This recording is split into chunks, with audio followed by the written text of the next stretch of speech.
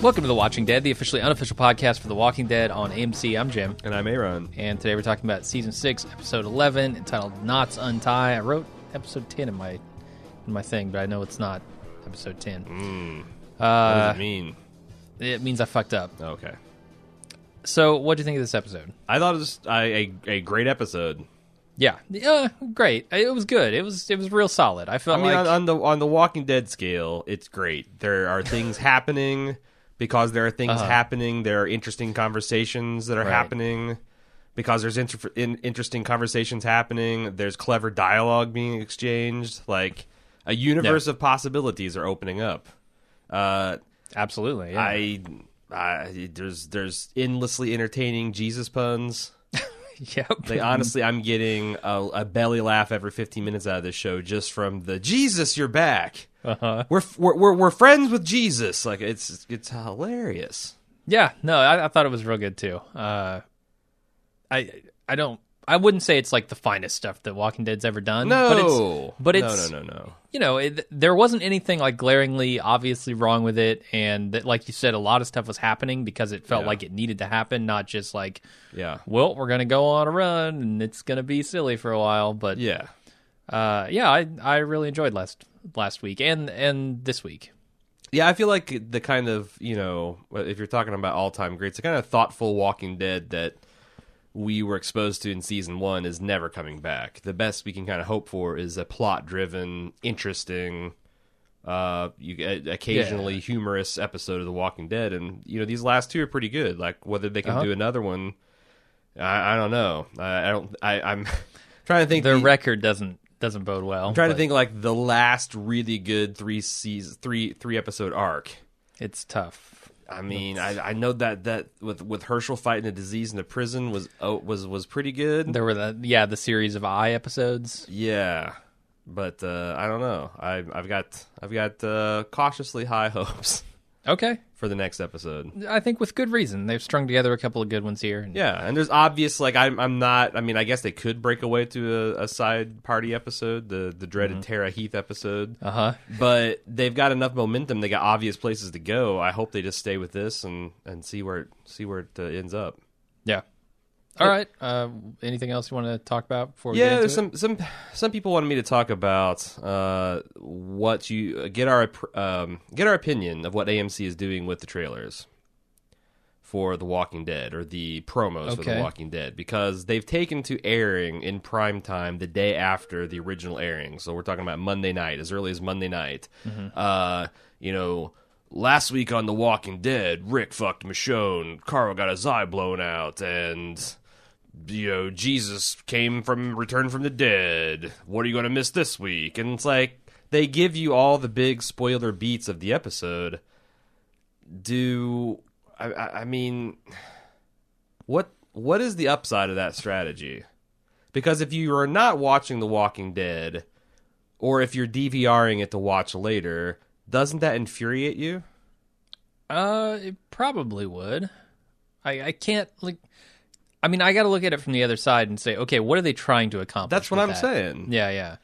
So, of course, that's going to upset some people. Yes. One day later, dropping all the major spoilers before they've had a chance to watch the episode is going to be hugely angering to a lot of people. But from the other side, what do they get out of it? And I can't see the upside to it. The only thing I can think of is, you know, the audience has fallen off a little bit this year. And I'm wondering if they're trying to cater to, like, the comic book fans might have wandered away because they were just so slow getting to things, and be like, hey, gee, this, you know, some stuff that you might be excited about is happening. And also, we got this crazy thing, Rick sleeping with Michonne.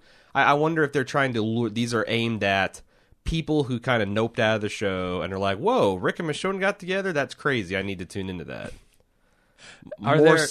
Right. And so they're doing the not calculus, just comic book readers, but also people who have stopped watching. Yeah, they're like, a person is either downloading or DVRing the show is probably not watching TV with commercials. You know, so it's like, I guess they're trying they're hoping that the net catches more fish than it kills. Yeah, whales maybe. and and porpoises. I don't know. I thought it's an interesting tactic. Okay, I can see that. It's a lot of the stuff kind of, like it's been an endless source of discussion, like The Talking Dead and some of its different tactics and the way it's kind of tone deaf way it initially engaged with the audience. I don't know. It seems like it seems like they just don't give a shit about DVR people or people that are watching this, +3, +5 days. Yeah, no, screw those people. They want their ratings right away. All right, we want to plug our club at club.baldmove.com. And today it's Leap Day. Is it leaking? Is the club leaking?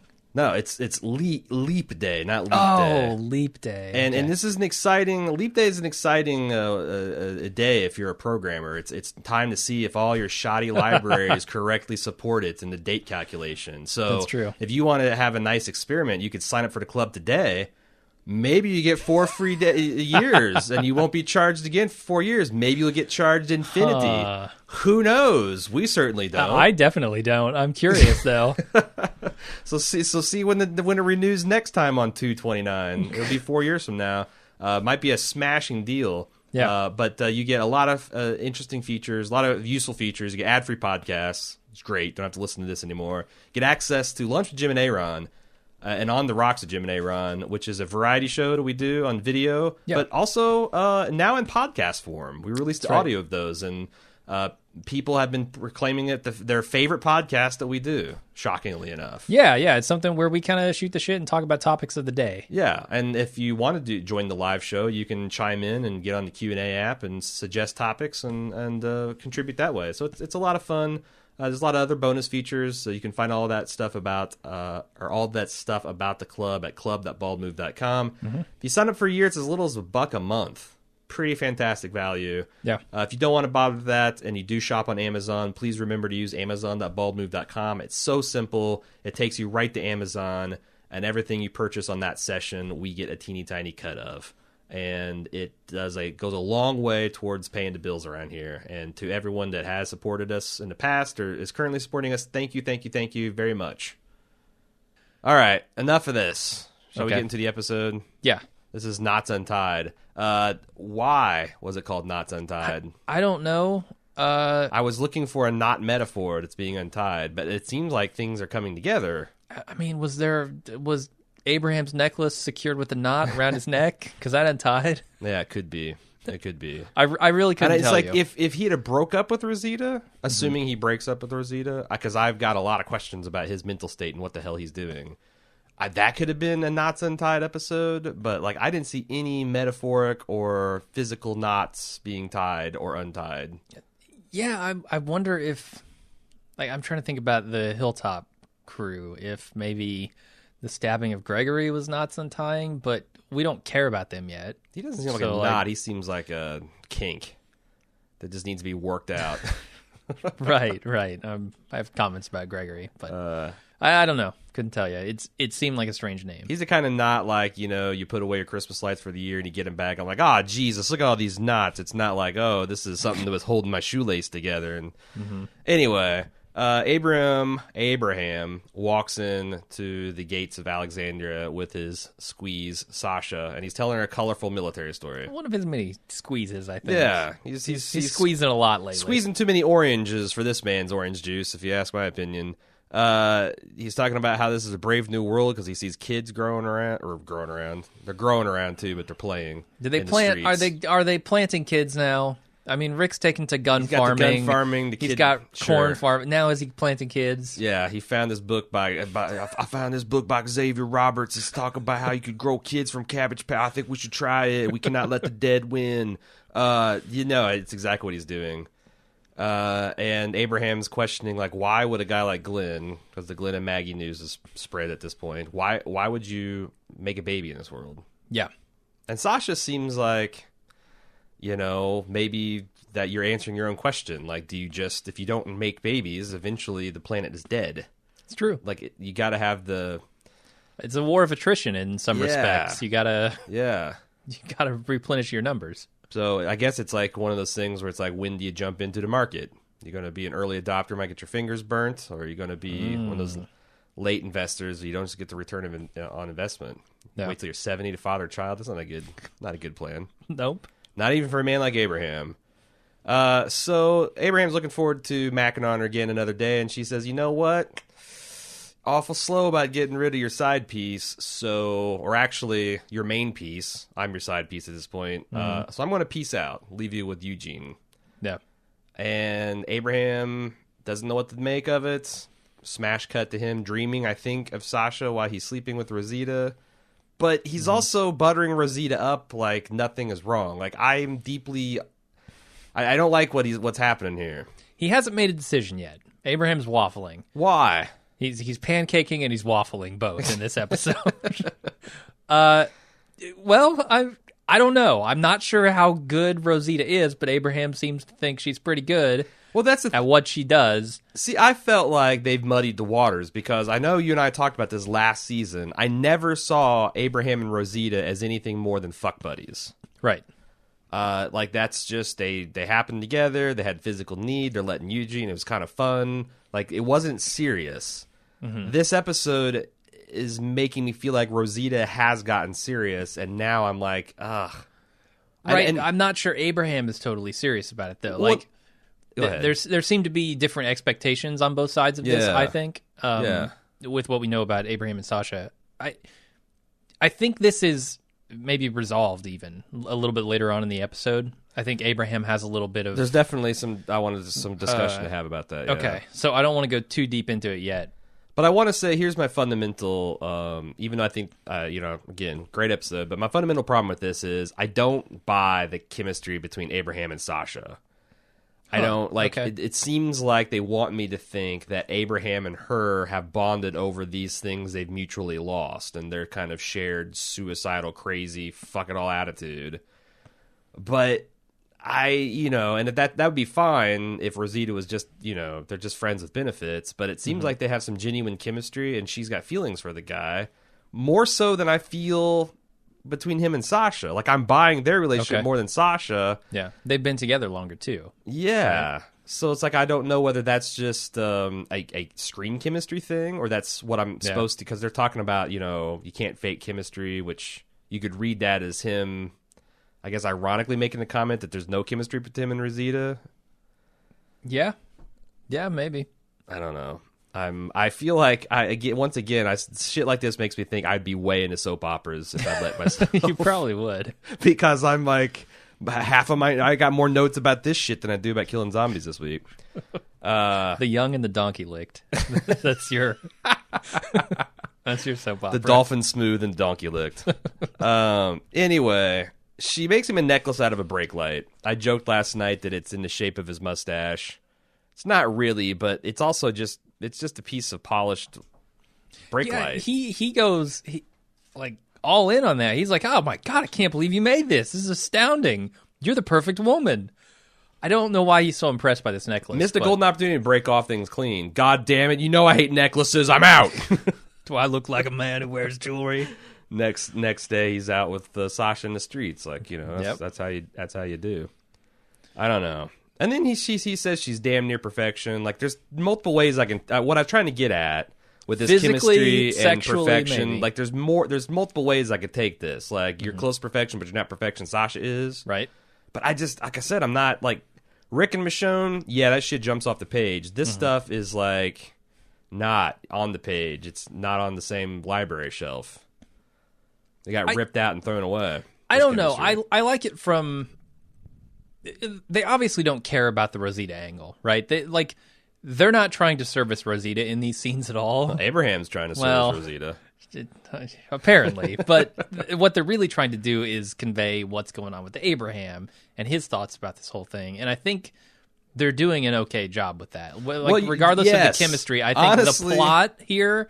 is working really well to sell me on what Abraham's going through. Honestly, if Abraham was just neutral in this scene and not just like all about Rosita, I think it would have, because I would have bought that. Should have blown up into an argument. When they're just showing his dumb face, I'm getting what he's thinking and what's going on. Right. But if they'd had that like it's just not working out, or if he's just kind of like, clearly trying to fake the attraction, but I'm buying all the shit that he's faking. So I mean, I guess he's good at faking it. I mean, maybe plenty of people are, so it's not like. that's unrealistic. Or anything. That's what I'm saying. Like, it's fucking with me. I'm not saying it's bad. I'm just saying, like, I don't like it in a way that, you know, obviously I didn't have any problems with Rick and Michonne. Yeah, for sure. Maybe you went the other maybe a direction zombie can come and eat Rosita next episode, so we can just start off Sasha. I don't think a zombie needs to. Sasha Ham. I think the writing's on the wall there. Okay. Already. Okay. All right. Maggie's burning the midnight oil, building tomato trellises with PVC pipe. She's worried that they're trying to double the crop volume, but on the other hand, she hasn't even seen a single bud on these tomatoes. Has she seen The Martian? Because, I mean, she needs to figure out that, tomatoes are not the way to go. No, that's one of the most unfortunate things about the zombie apocalypse. It prevented The Martian from ever being made. I mean, they've planted cucumbers, for Christ's sake. Yeah. Cucumbers! Yeah, one of the most calorically deficit things. Yeah. It's crunchy water. We saw what happened with Lori. I mean, someone's just going to be in the kitchen cutting cucumbers, and Enid's going to get out. Yep. And all hell's going to break loose on the farm. Yep. I'm sorry, Alexandria. Yep. Well, you know, they're trying to make it a farm. They're doing a poor job of it. Yeah. And then isn't Maggie a farmer? Doesn't she know the difference between fucking farmers market shit and crops? She is, which yeah. I mean, if you want calories, plant calories, not tomatoes. Yeah. But whatever, they're making do with what they got. Maybe they don't have potato seeds or whatever. Another survival gripe. Why are they using PVC pipe for trellis work? Like those, you could just go out in the woods and get sticks and tie them up like that. That's true. Does the world no longer need PVC pipe? Is your plumbing going to last forever? Do you have a PVC factory making shit? Because you got a forest making wood 24/7. I imagine there probably is a surplus of PVC around. Yeah. Like that shit breaks down in ultraviolet light. Well, if you're sitting in an empty Home Depot, I mean, you're not going to get much ultraviolet light. You're right. PVC probably low on the loot list. I think so. Yeah. Anyway, wait, is the PVC cold rolled? Because if it is, people are going to be looting that up. Yeah, immediately. That's what the C in the PVC stands for. Cold rolled. Pretty sure. So they see Abraham and Denise having a confrontation and running off, and they decide to investigate because Jesus is up in Carl's house and he's looking at his artwork, and Carl's none too happy with it. Mm-hmm. And I thought this is a pretty good scene because Jesus says what he thinks is going to make Carl relax. Hey, I'm waiting for your mom and dad to get relaxed. But you can see Carl like, what the fuck, my mom? Like, you're a stranger. You don't know my situation at all. Right. And he doesn't know the situation at this point. So like he's learning new news through Jesus. Except for like, I took it as not like, oh, Rick's boning Michonne. It's more like this guy doesn't know my dad or my mom. He's just trying to snow me, thinking I'm a kid. But I feel like there's a little bit of confusion on Carl's part too, though. Right? Like, my mom? For sure. What? For sure. Who's dad with? Because if he's convinced that Jesus is up to no good, he just blown his skull off. Yeah. Yeah. But he does make the stink eye, and about then the whole group converges because I don't know how they found out that Jesus is broken free, but they have, and they all meet up and, you know. Probably the guard finally realized it. How? He went in to check on him, give him breakfast or something, and... Oh, not there. He woke up, started awake, like, oh, whoa, Jesus is gone. Saw a Jesus-shaped hole in the drywall where he jumped through. Sure. You can't cover every piece of drywall in a building. So Jesus lays it all out for him, the situation. And I think this makes sense. Like, the reason he escaped is to come back with leverage. You know, if he stays in the cell and waits to talk to him, he doesn't know how many people there are. He doesn't know how many supplies they have. He goes out and does all this reconnaissance, and then he's coming and negotiating from a position of strength. It's just smart. I'm getting the sensation that Jesus is smart. Yeah, and I don't know how smart Gregory is, but he does basically the same thing later on. Yeah. With wanting to get information before talking to people, and it's... I don't know if that's standard operating procedure at the Hilltop, but it seems like it. We also get I took it as a hard count of how many people are in Alexandria. 54? Yeah, Maggie says double that, but that seemed purely like posturing. I think Jesus got the fucking lay of the land. He might be off by a few, but he's not off by 50. No way. No. And he asserts that they're on the same side, the side of the living. And this seemed like an exchange amongst equals. Yeah, and everybody understood, I think, what the situation was. There was people telling lies. Those lies were acknowledged and not called out, and nobody was like, bluffing and blustering. Well, there's bluffing, but no blustering, and it just seemed like smart, level-headed people negotiating, and I liked it. Yeah, and kind of laying it all out on the table too.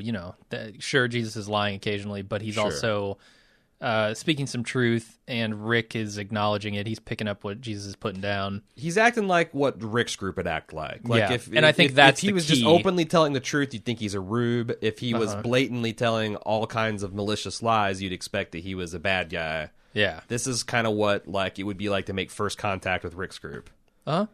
Unless they try to torture you with applesauce. And I think that's why Rick is buying what he's talking about here. Yeah. Like, they're still being cautious, too, which I really liked. They're not just like, all right, Jesus, take us to your town. Sure. When they get on the road, they're keeping Jesus out of the building, so right. he can't fuck with them while they clear it out. Just, like, a lot of real smart stuff on their part. Gotta keep Jesus separate. Okay. Especially, where are we going with this? I don't Church-state separation thing? That's exactly where I was going. Okay. Because, they crashed into a government building, and you let Jesus in there, and God knows what happens. The Constitution just bursts into flames. Anyway, so there's a couple things that are exciting ideas. Okay.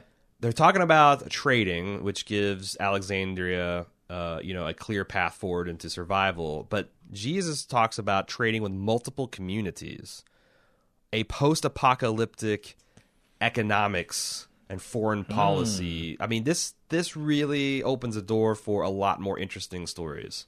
I think so. Yeah. And I'm excited to hear about this stuff. This is like the meat. It's taken 6 seasons, but we're getting into the good part of a zombie apocalypse. That never really. This isn't often portrayed in fiction, yeah? Right, because you don't usually have these sequestered communities. You just have a ragtag group of survivors out doing their thing. Or you'll have, I've seen, a deserted island outpost where they got a research station, and that's not really relatable. Or you'll have, a far-flung future where zombies are used in machinery and tamed and used as, that doesn't seem real. This is okay, rebooting human civilization. Right. Loving it. Daryl is doing some old school Walking Dead Season 1, Season 2 RV repair. Getting that shit ready to go on to the trip to Jesus' community. Denise tries to show her appreciation by giving him some elvish whey bread that's chock full of vitamins and minerals and protein and probably tastes like shit. Looks like shit. I know that much. I love their relationship, how they just... She's uncomfortable asking for help or saying you're welcome, and he's uncomfortable receiving praise and having someone give him a hand up. It's just they can only be friends through this, not passive-aggressive, but aggressive dialogue. Yeah, no, it's good. I feel like that's how you need to relate to something. I don't know. Obviously, it didn't work with him and Carol, right? Trying to... Carol's motherly way of trying to talk to him and get him to open up and everything. Are you talking about motherly way in the porno sense, the no crazy incest porn? Trying to get him to open up emotionally. This is your mom's best friend, and you're a teenage boy, and she's gonna. God, no! What are you talking about? She's always doing the hitting on him, blatant over the top sexual flirting with Daryl. Which just made him kind of giggle. But I almost felt like that was a joke because he never responded to it. Well, but was it a joke because he never responded to it? Or was Carol, playing it off as it was a joke so that she had the plausible deniability? I don't know. Either way, she was trying to get him to open up emotionally, and that never seemed to work. Okay. Daryl would just bind up. And instead, Denise is just trying to have a relationship with him where they both kind of just, give each other shit and, They're helping each other too, though. There's definitely love there, but it's not I want you to talk emotionally to me, Daryl. Yeah. Fuck you, that's bullshit. But they both share the same awkwardness too. She's awkward from a nerdy standpoint. He's awkward from a hillbilly standpoint, but the same kind of lack of being able to socially engage with people in a comfortable way. Yeah, I like it. Is the same. So Rick then takes this opportunity to explain to Carl what just happened. This thing with me and Michonne just happened last night. And he tries to elaborate, and Carl lets him off the hook. Say, hey, it's cool. Yeah, that's good. He also says, Rick says, hey, get your stuff ready, come with me, which is something that Carl's been begging for like, please take me as serious as the adults. And now he's mature enough to say, you know what, I'm going to stay behind because, we can't have Father Gabriel taking care of this community if shit happens. And I thought, like, Carl getting his eyes blown out and things going bad with him and Enid have really matured the shit out of him. Yeah, and I kind of like, the moment where he, I think, sneaks up on Jesus, like legitimately gets the drop on him earlier on. Yeah. But so what is Rick trying to say here exactly? Obviously, I get the sentiment that he's trying to convey to Carl. Like, this is not like before, but I can't tell if he's talking about Lori or if he's talking about Jesse. I think he's talking about Jesse. Okay. But I don't remember... Because both of those broke badly, and I don't remember Carl ever saying one thing or another about Jesse either. Right, which is why it seemed a little strange. But it wasn't Carl like, this is fucking bullshit. I know it wasn't like some big thing, so... Yeah, and so I was wondering if maybe he wasn't talking about Lori here. Like, look, it could be. This thing happened, your mom got killed, this thing is happening again. I hope it won't be like it was before. It doesn't feel that way. Okay. It also could be him saying that, like, this in the terms of my relationship with Michonne, like this, that this is something more... I don't know. Like, is that a conversation acknowledging you have with your teenage son? Like, that, hey, this isn't a buddy flick. This isn't a Rosita Abraham situation, son. I have feelings for this woman. Uh-huh. Yeah, that's kind of what I got from it, too. Okay. He also says a kid with a messed up face wouldn't make the best impression. Yeah, he's not wrong. Well, at first I thought, like, and maybe Rick thought too, that he was being unnecessarily self-deprecating. Mm-hmm. But I also think that, like, if you're meeting a society for the first time, having a child with its head bandaged up, I mean, it might raise a bunch of uncomfortable questions, like, are you using child soldiers? Are you abusing this boy? Okay. Like, you know what I'm saying? Yep. That, like, Carl and Rick and everybody knows the situation and that, but, you take him to some other community, it might be horrifying. Yeah. But I thought that was mature, too. Carl, impressing the shit out of me this episode. Right. So Abraham wants to go eat some ass or chew up some asphalt or some shit. I get confused, honestly. Speaking of confused, you know what makes Abraham really confused? What's that? Making babies in the zombie apocalypse. That's right. Like asking him to divide by 0. He does not get it. No, and he's using a colorful metaphor to get his point across. I actually love this scene. I thought it was... It's good. I think the way Glenn plays it... Yeah. Not Glenn. Scott Yun plays... Yun, yeah. Christ. You're Aaroning. What the fuck, man? I haven't said his name in so long because he hasn't been a player in a while. Sure. Steven Yun, the way he plays the scene is brilliant. Agree. Like, the way that it's like he's very confused and he wants to answer Abraham's question, and so he does. And he's been dozing, too, so it's not like And then he gets it. He's like, oh, okay. Yeah, and I get what's happening here. Yeah. No, it's great. It's well written and well acted. Yeah. And, it's like, think about what's the first time that these people have been asked to do anything but deliver over-the-top earnest dialogue about the shitty nature of life to each other. Right. Like, as an actor, I bet it's like, getting the first breath of fresh air after you've been underwater for a minute, just gulping it up. Yeah. Little variety is servicing these characters well. Yeah.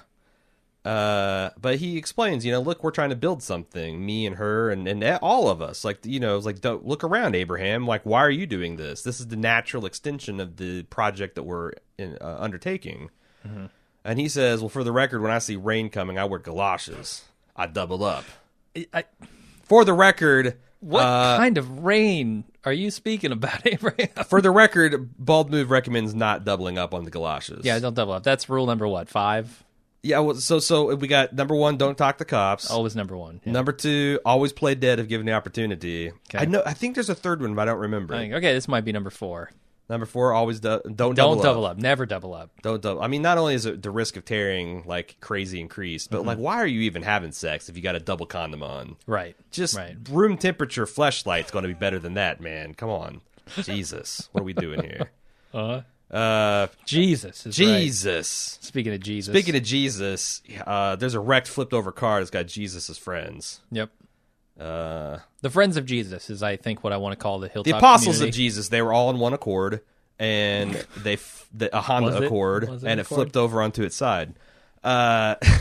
he's visibly worried for his friends. He wants a gun, but obviously Rick says, nope, you're going to get handcuffed. And he has Maggie guard him and ingeniously says, if I whistle, he dies, because they're afraid that this is a trap. And, as Daryl points out, this could be a firecracker. How do we know? Again, absolutely. What I'm thinking is, if this is in fact a trap, then Jesus is operating the same thing with what we talked about with the box truck. Like, how the fuck do you have a double, triple, quadruple, quintuple cross kind of plan? Like, what Maggie should have asked is, what if I hear you whistling through your own blood? Like, if I can.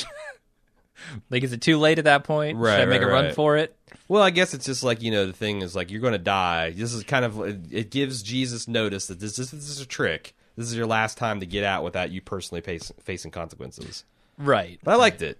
It's I feel like it's a right blend of paranoia and openness that you would expect a group like Rick to have settled on after so many hard-fought victories. And wanting to help. I mean, they follow these tracks because they realize there are survivors. Yeah. So. You wonder, how does Rick react if Alexandria is in a much stronger position? Say they've got plenty of food. I wonder if he is this willing to take risks, but, Yeah, he might not even meet Jesus' friends. That's something we talked about in other seasons. Like, what would happen if Rick met another group like Rick? And they're all standing each other, holding guns in each other's faces, and screaming for the others to disarm. And I feel like they did in Jesus. I think he's about as close as we've seen, right? Yeah, but if Jesus wasn't armed, that was the thing. Right. Like, if Jesus had a gun, it's interesting. He might have taken an RPG. They're running through this government building, I assume, and it's super dark, and they're just shouting at, we're shouting people, we're friends with Jesus, we're with Jesus. It's pretty great, and they pick up this low-rent William H. Macy type. They rescue him. They find this other guy who's hurt from the crash. I think his name is, I don't know. Call him Jim. Freddie. Call him Jim. It's actually Freddie. Because he's about to meet the same fate as Jim. Really? Yeah, from season 1. They should have just tied him to a tree and given him a gun. He's actually hurt. He's in some kind of medical shock. Does anybody buy that? Does anybody really buy it? Abraham didn't buy it. Like, he saw that gray skin, and why did Abraham zone out in this instance? I don't know. I don't know. I feel like they're building to the moment where he starts getting choked out and realizes he's about to die. I know, but it doesn't, like, this type of zoning out doesn't seem like it has anything to do with that other type of zoning out. I mean, maybe he's just life is fleeting. Maybe he's having that sort of recognition there. He's really getting philosophical as he's choking dudes out. Yeah, I guess. Mace, the William H. Macy guy turns out to be Harlan, who is a doctor. Not just a doctor, but an obstetrician. Right. And there's a really cute scene of Glenn and Maggie just looking like they won the fucking lottery, and they're like, "Oh, this is a sign. We're doing right. Got Jesus on our side now." In the RV on the way back to the community, the Hilltop community, Freddie talks about his wife. And says, just when I thought it was over, I was kind of fading out, and my life was flashing before my eyes, and there she was, bold as brass. And Abraham ponders this. Which ties in with he's sitting in front of Rosita earlier on, and Sasha's flashing before his eyes with the peace sign. Like, there's a little bit of that in there. There is. And again, like, I feel like I'm... If I didn't have the confusion of his chemistry with Rosita, this would be playing a lot better for me. Okay, it works for me. I definitely see what they're trying to do, and they're not doing it poorly. This might be just all in my head, but I had a little bit of a problem following it. Okay, emotionally anyway. So Rick gets hung up in the mud because they're going off road with this RV, but that's okay because they have arrived at the hilltop. The hilltop is, I don't know. It looks, it's pretty small.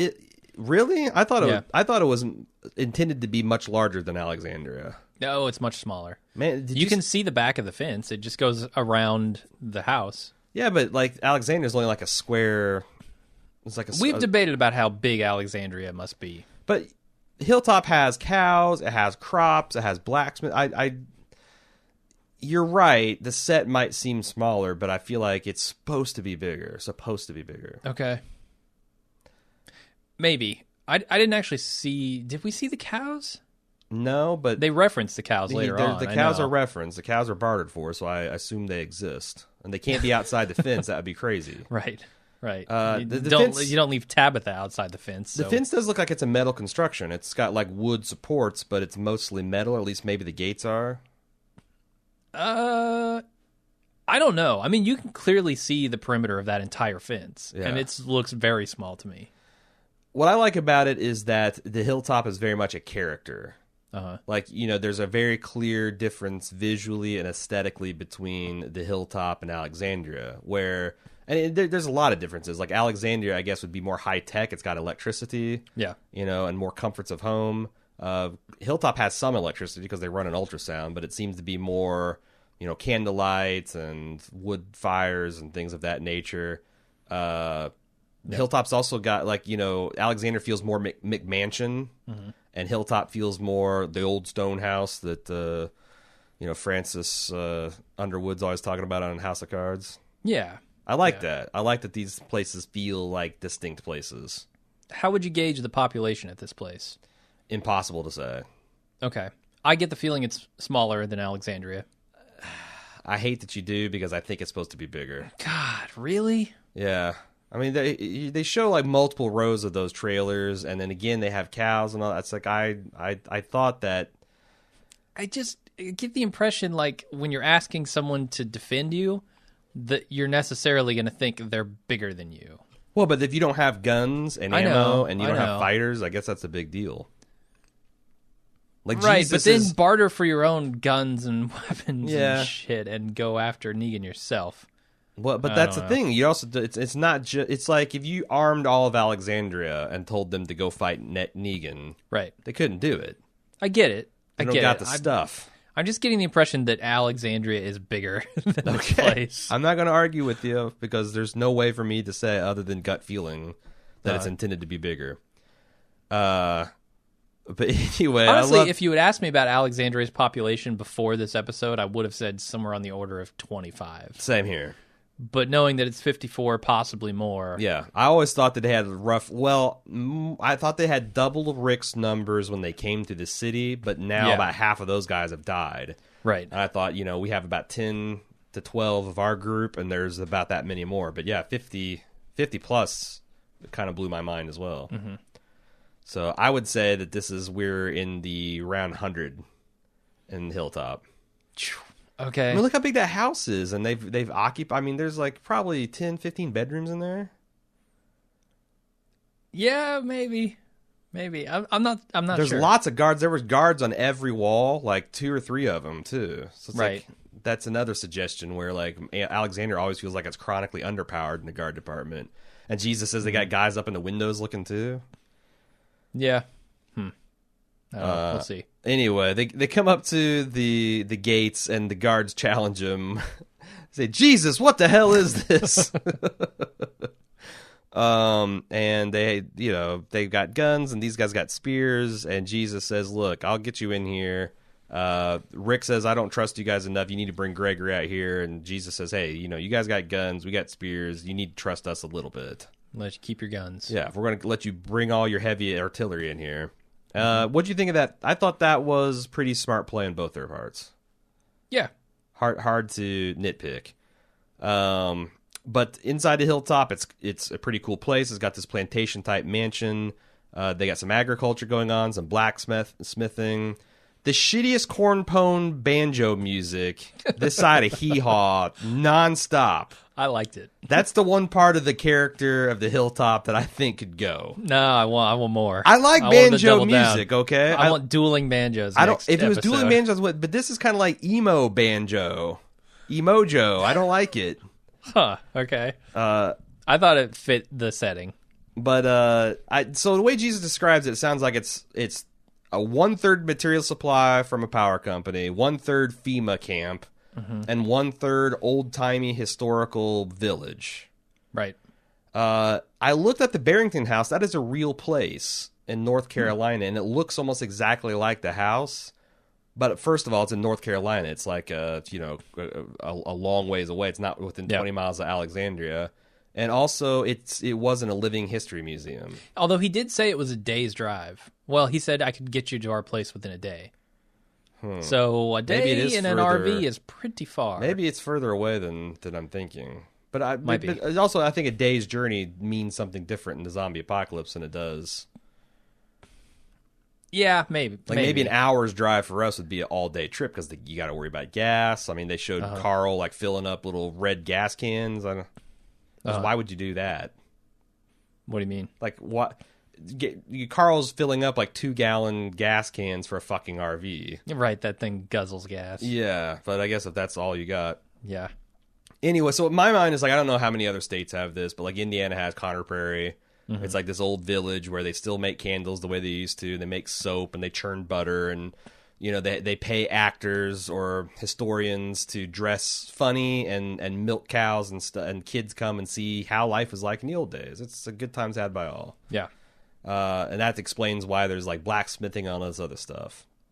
Yeah, no, I thought it was cool. They have what looks to be at least part of a lumber mill where they can cut big pieces of wood, and they got a blacksmithing station. I thought it was cool, and you can see one of the guys, once they get in a fight with them, is like actively working the black station, the blacksmithing. The black station? The black station. And your black stations.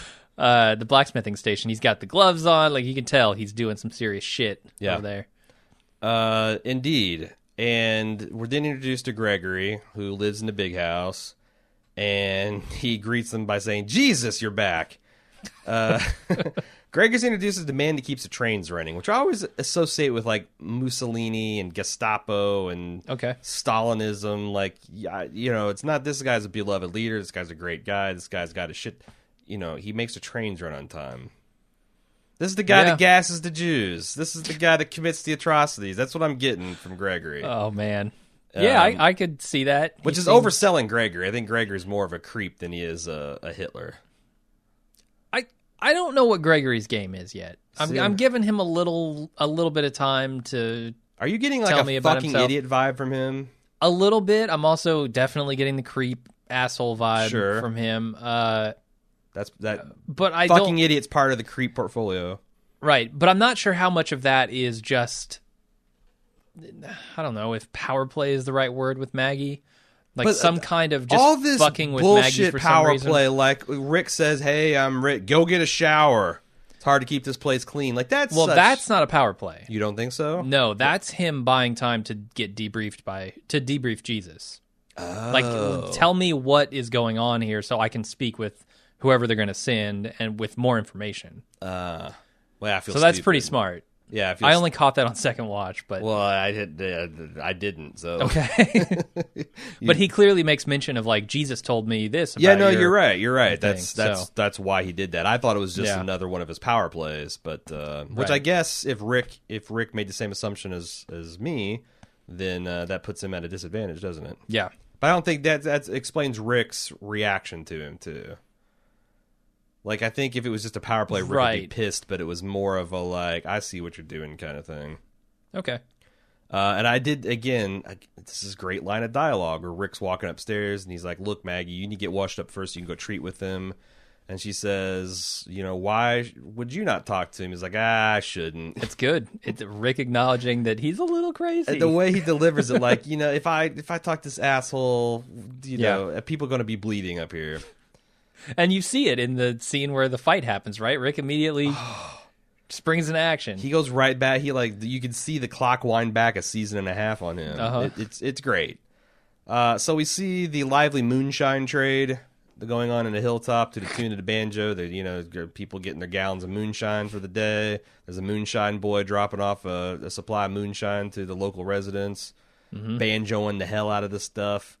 Is actually Soylent Z. They've found a way to convert zombies into food. into grain alcohol.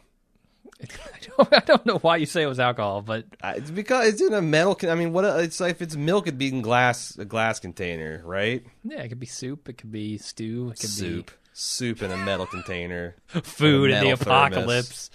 It's some kind of. It's either coffee or alcohol. All right. Can you ferment meat? Could you make a zombie based brew? Probably. I know wood grain alcohol will kill you. Does meat grain alcohol? Meat's not even a grain, but go with me. Maybe you could do like a loaf of bread. I mean, if it's got sugars in it, you can... And there's got to be some sugars in some form in meat. Right. I mean, yeah. Okay. Meat is not constructed of sugar. Not mostly, no. You're going to get a ton of emails from biologists, no, doctors, it's nutritionists. Mostly protein and fats. I mean... All things, not a lot of carbs in the human body. All things that you find in alcohol. Protein, it's just loaded with proteins and fats. Yeah. So Abraham talks to Daryl about Rick and Michonne, and Daryl is trying to nope out of this conversation at every turn, and he doesn't last very long. I don't know. What do you think of this scene? Abraham considers his mustache Nicholas. I don't know. I didn't have much to say about this scene. I will say that I felt like there's a brilliant scene where they're all passing around the sonogram of the Glenn and Maggie's baby lady, right? Her baby later, and I feel like that this scene set up a lot of the kind of payoff in that. So like, even if it didn't do anything but set up the funny reaction Daryl has to their baby picture, it was pretty good. So we get right to the power plays. Maggie goes meet with Gregory, and he automatically forgets her name intentionally, and then tries to, just belittle her at every point. I think he straight up propositions her by the end. Yeah, he's definitely... I don't know if hitting on her is the right word. He's definitely playing the sexuality angle for his own benefit here. Yeah. And I immediately, during live watch, we're just like, no, fuck this guy. Yeah. So creepy, so disgusting. He doesn't do that in the second conversation they have, and I don't know if that's because Maggie has set him straight, or if that's because this was kind of an act, and now he can drop his guard a little bit. I don't know. I say that only to back up the idea that I'm giving him a little bit more time to prove to me that he's not the disgusting creep that I think he is at the beginning. Well, that's fair enough, but I want to talk about that if he's backed off any in the final scene in the bedroom. Okay. But I thought Maggie acquitted herself well here. She tries to stick to the point about trading. She plays coy when she should, and it's a good. When he's trying to compare and contrast Alexandria versus the Hilltop, he's like, "Is it better?" She's like, "It's different," which I think is about right. They both have strengths and weaknesses. Yeah, I felt a little underwhelmed by this scene. Really? I didn't think... I don't know. I don't want to say too much about... what's her name? Lauren Cohan. Yeah, Maggie. I don't want to say too much negative because I know she can do great work. I just think that this scene was not as effective as I would like it to be. What's not working for you? I wanted there to be more of a confrontation. And it seems like this guy's a creep. Maggie says, "Don't call me honey." And that's pretty much it. Like, I didn't feel like there were two people trying to figure each other out and trying to get the upper hand in this conversation. It felt more just like almost perfunctory in a weird sort of way to me. Yeah. Like, I need to have this conversation and this is going to happen, so let's have it. Maggie... And when Maggie tries to be forceful with him, I didn't buy it. The acting didn't sell me on it. Well, I think part of it is that they, in another universe where they've actually been doing some interesting things in the background rather than as wallowing in stupid plots, they could have had Maggie as a farm girl. One of her arcs at Alexandria is not just sitting at the great Deanna's feet and learning how to be a leader, but she could be like, "Why are you all scavenging 1.5 years behind these walls? Why haven't you tried to do crops? I'm a farm girl from Georgia. I grew up on a farm. I know how to farm." Yeah. And she starts doing more than a fucking victory garden. So that, when this guy asks her a question about crops versus, it's like she's got the tomato, but they've started on the crops, but they haven't really, because she's only been there for a few months. They haven't had their first harvest. So it makes him seem smarter. It makes her seem smarter, but... since she's done nothing but be the leader and get pregnant in the last year, they don't really have any of that background to draw on. Yeah, that wasn't what bothered me. I don't feel like... I feel like this should have been more of an event Yeah. Like, draw this scene out a little bit more. Show me them wrestling with each other a little bit more. But I think part of it is... It didn't feel like a thing that I don't know, it didn't pay off for me. I think that the show has done a lot more telling that Maggie's a leader than showing. You're right. You're right about that. That would have definitely... Maybe part of it is you just perceive Maggie as a bit of a lightweight because... Yeah, maybe. You know? But I kind of agree. I mean... I don't know. It wasn't bad. It just didn't hit me in the way that I hoped it would. A confrontation between two people who... Well, that's the other thing is I don't should know what they want and need to get it. My problem is the other thing is I don't know how serious we're supposed to take Gregory because I don't take him very seriously at all. He seems like a very... And I don't think Jesus does either. Yeah. The comments from Jesus seem to be like he's saying he's not the leader I would have wished for or whatnot. There's something phony and self-aggrandizing for with no, like he's bragging with nothing to brag about. You know, he hasn't done anything impressive. He's taken credit and he's glad-handed and whatnot, but I think he's a bit out of his depth. If Jesus, you're right. You know, I was like, what if he had come in this conversation without Jesus' advisement? He probably would have just capitulated. I'll give you half of whatever else we get. You know, it'd been the same kind of deal that Negan got. Right. Anyway, but he plays a pretty powerful card. He's like, look, we can eat. I mean, that's... If you got food and the other guy's got bullets, and unless the other person's willing to use bullets to get the food, you got no problem. They've got the problem. And I feel like that conversation might go a little differently too if Rick was in that room, because he might say, "Yeah, we'll use the bullets." Yeah, sure. He probably just pulled out his python and blown his face off right then and there. Yeah, maybe so. So now Jesus has to smooth things over from this conversation. You want to talk about Jesus's look, his general visage? I feel like he needs to stick with the beanie. You take the hat off him, and the hair starts to poof out a little too much for my tastes. It's very Kirk Cameron Left Behind type production. It might be a wig. Low budget Jesus. It might be a wig. Yeah. Jesus needs some product or something. Yeah. He looks like he's wearing the Rachel from Friends. Right. I just like that's not what I'm looking for in my Jesus. Yeah. So anyway, Gregory, he explains, look, you know, Gregory wants the best deal for his people possible, which is understandable. Rick counters with, I came a long way. I'm not going home without any food. You let me in with all my guns, idiot. And Jesus says, look, we'll work it out because times change. You know, one day you're going to be riding high and we're going to be low and need your help. And I will convince Gregory of that. And he wants a few days, which Rick seems reluctant to give him, but Michonne kind of gives him the icy, flinty glare of acceptance, and Rick says, okay, reluctantly, we'll give you those days. Okay. Anything you want to talk about? Should we keep moving on? Yeah, let's keep going. So just then, another squad comes back to the hilltop, and they inform Gregory, to our interest, that things went south with this Negan guy.